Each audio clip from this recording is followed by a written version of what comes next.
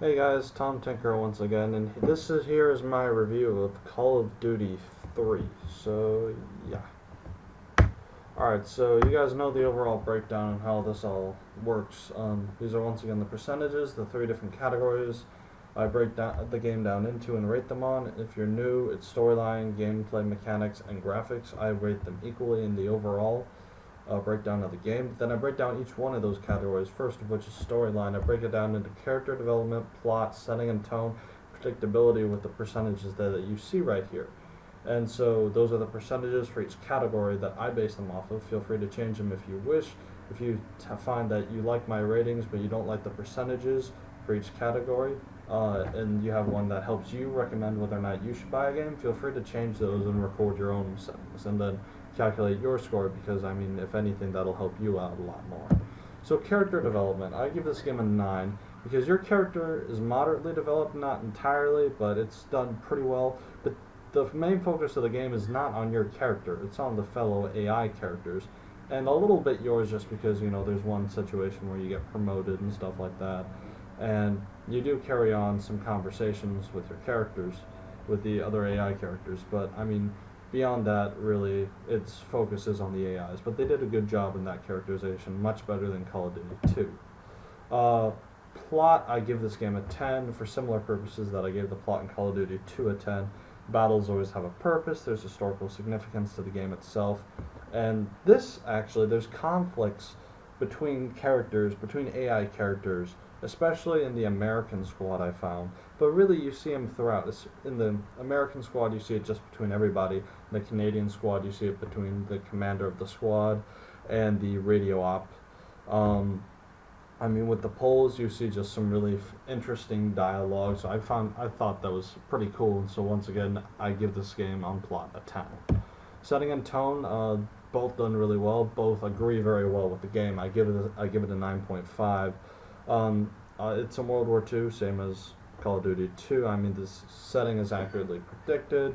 Language and dialogue agree with both the physical locations and the characters. This is something that a lot of games actually mess up, in my opinion. The Call of Duty franchise, for some reason, seems to do this very well. The language and dialogue usually mixes.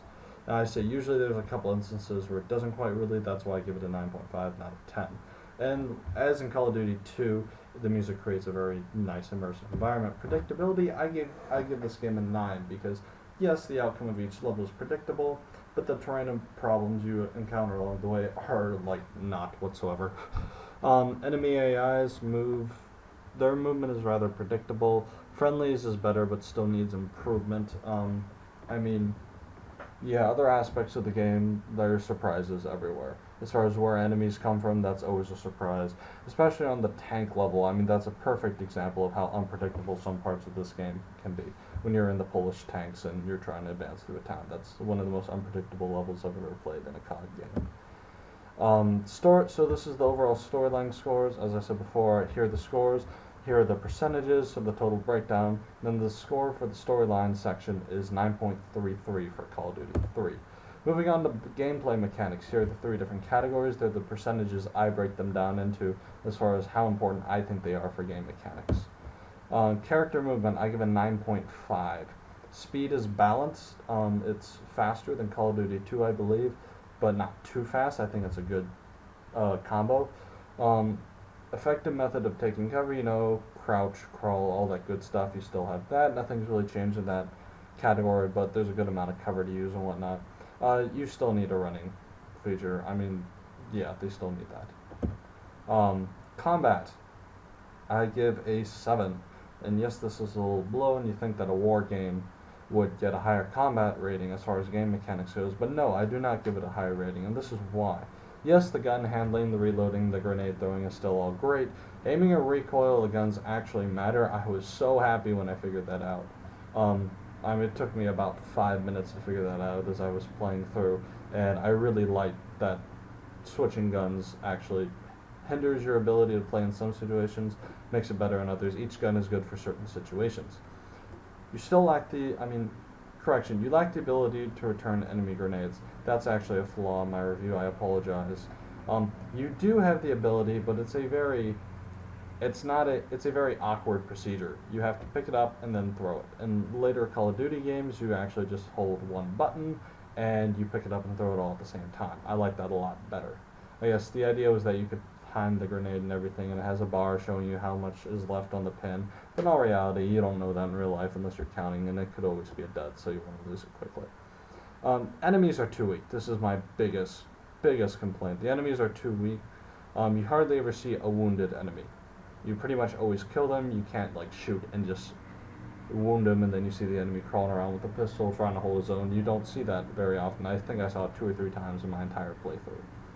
The enemies are just too weak in this game. Enemies have a very, very, very slow reaction time. There's several instances where I obviously should not have been alive, and I still managed to clear out an entire room of like 5 enemies. So that needs improvement. Interaction with the environment. 8.5. Grenades, once again, don't blast through stone walls. Yay! Yeah, we were expecting them not to. Terrain is somewhat destructible. That was the most beautiful change I saw in this game. I love that change. Absolutely love it. I love the terrain differences between Call of Duty 2 and 3. It's so much better in 3 in my opinion. Stuff is destructible. Tank shells actually do something. Don't leave a wooden structure still in place. They actually will destroy it. They'll leave splinters in the wood and all that good stuff. Stone walls do occasionally get partially blown away, so occasionally you do start to lose cover, which I thought was very fun. Bullets go through weak materials at random rates. I never found them consistent, but occasionally I could get a bullet successfully through a weak material. I don't know if I had to get exactly through a previous bullet hole or what, but it worked occasionally, so I was happy about that. Could have been a little more consistent, though. Bullets leave holes in walls. I like freaked in excitement when I figured this out and saw that. I was like, yes! Graphics in general are a lot better in this game. Gameplay mechanics score. Alright. Character movement, combat interaction with environment. I told you the scores, the percentages. Breaks down to an 8.1 total for gameplay mechanics category.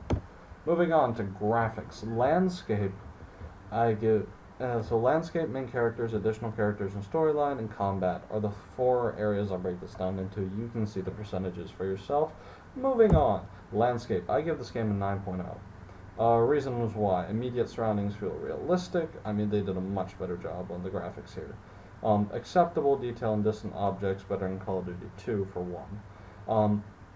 Large amount of versatility. Bombs alter landscape. I was so excited when I saw tank shells and bombs actually doing stuff to the landscape. It was a very joyous moment. Very joyous. Alright, distant surroundings